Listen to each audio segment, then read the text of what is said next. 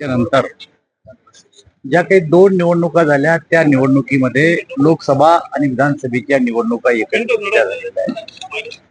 परंतु काही कारणानं काही विधानसभा बरखास्त केल्यामुळं त्याच्यामध्ये गॅप पडला आणि त्यानंतर या निवडणुका वेगवेगळ्या व्हायला लागल्या.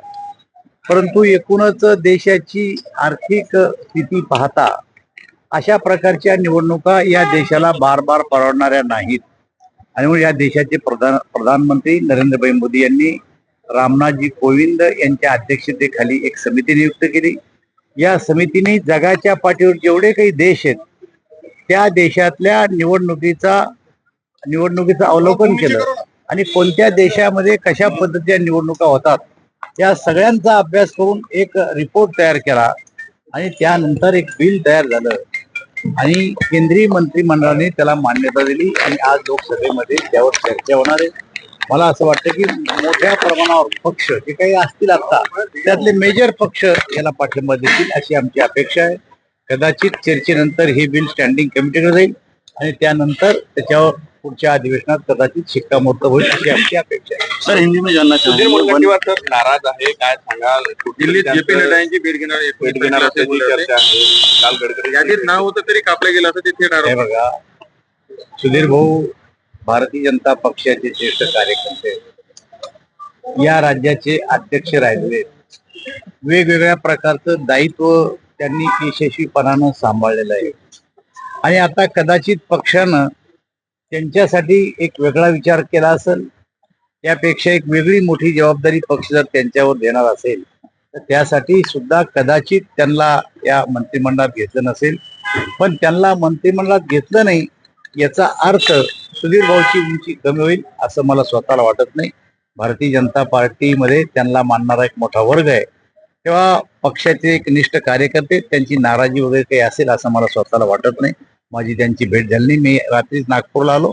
कदाचित आज त्यांची माझी भेट जर झाली योगायोगाना तर आम्ही चर्चा करू. पण तो सुधीर भाऊ नाराज होण्यापैकी कार्यकर्ते तरी यादीतून नाव वगळण्यात आलं, ते थेट आरोप करताय आणि नाराज पण आहे. नाही, आता असं आहे की या विषयाची चर्चा प्रेस समोर होणार नाही. पक्षश्रेष्ठीशी चर्चा होईल त्यांची आणि सुधीर भाऊची, पण याविषयी मला स्वतःला काही माहिती नाही. भुजबळांची नाराजी ही चर्चेचा विषय आहे. त्यांचं विधान आहे की जहां नहीं चैना वहां नहीं रहना. ते कवी येते याच विषयावर अनेक वेळेस त्यांनी कविता केलेल्या आहेत आणि त्यांना का घेतलं नाही, कशामुळं त्यांना यावर मंत्रिमंडळात स्थान दिलं नाही हे फक्त अजितदादा सांगू शकतात. त्याच्यावर आम्ही बोलणं योग्य नाही. अजितदादांचा पक्ष सोडणार भुजबळ अशा पद्धतीने बॅनरही काही ठिकाणी लागल्याचं पाहायला मिळते आहे. कुठेतरी आक्रमक झालेले मी सांगितलं ना की राष्ट्रवादी पक्षाच्या या अंतर्गत विषयामध्ये आमच्या सारख्यानं प्रतिक्रिया देणं योग्य नाही. कुठेतरी माहितीचं खातेवाटपाचा तिढा न सुटल्याने अजितदादा दिल्लीत गेले तर अशी चर्चा आहे. क्या कहेंगे इस विषय को? ऐसा है कि मैं अभी बता चुका हूँ कि इस देश को जब स्वातंत्र मिला उसके बाद 2 चुनाव हुए. वो चुनाव साथ साथ होते थे, जो विधानसभा और लोकसभा का चुनाव साथ साथ होता था. और कुछ दिनों के बाद कुछ कारण से कुछ विधानसभाओं को बर्खास्त किया गया और उसके बाद 2 चुनाव अलग होना शुरू हुए. लेकिन इस देश में ऐसे दो बार चुनाव होना, 2 बार नहीं, अलग अलग हर साल चुनाव करना, एक तो राज्य की आर्थिक परिस्थिति के हिसाब से देश को नहीं इसका घाटा होता है. और इसलिए देश के प्रधानमंत्री ने रामनाथ जी कोविंद की अध्यक्षता में एक समिति बनाई थी. उस समिति ने दुनिया भर के सभी देशों का आकलन किया और देखा कि किस देश में कैसा चुनाव होता है. ये देखकर अभी एक रिपोर्ट बनी. वो रिपोर्ट उसका एक बिल बना, मंत्रिमंडल ने उसको मान्यता दी और इसके बाद आज वो चर्चा के लिए आएगा. हो सकता है स्टैंडिंग कमेटी के पास भेजेंगे और अगले लोकसभा के अधिवेशन में ये इसको मंजूरी मिलेगी.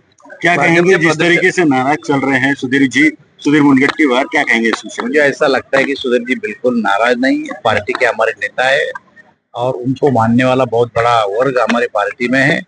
उन्होंने जो दायित्व उन पर दिया था वो अच्छी तरह से निभाया. उन्होंने पार्टी के अध्यक्ष रहे हुए और उनके बारे में पार्टी को और इससे अच्छा कुछ सोचना होगा, इसलिए उनको नहीं लिया होगा मंत्री. भाजपचे प्रदेशाध्यक्षपद नवीन निवडले जाणार आहे. आपणही त्या पदावर काम केलेलं आहे. काय वाटते, कोणाची नाही, हा पक्षश्रेष्ठीचा निर्णय आहे.